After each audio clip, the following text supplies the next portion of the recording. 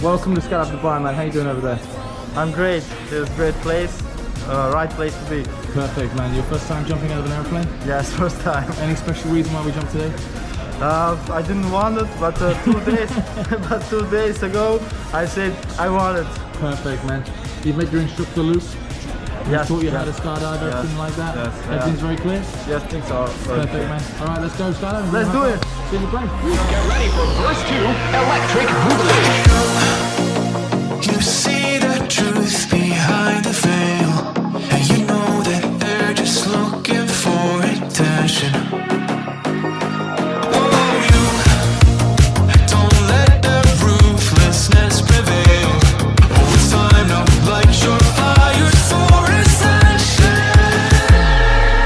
Like a phoenix, you burst in a fire, burn a thirst and desire. You transform right up in a flash. You spread your wings to rise from the ashes. Phoenix, you burst in a fire, burn a thirst and desire. You transform right up in a flash. You spread your wings to rise from the ashes.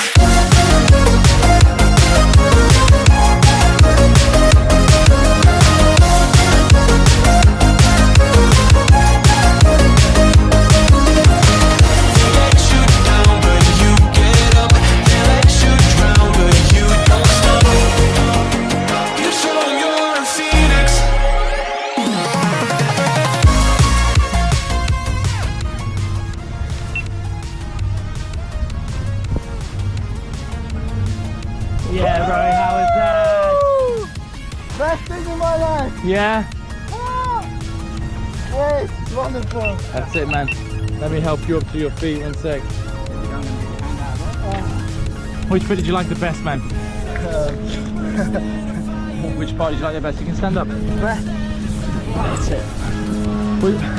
best one when you jump from the airplane. That's the best part. Yeah. I ever dream about it. You gonna come back to it again?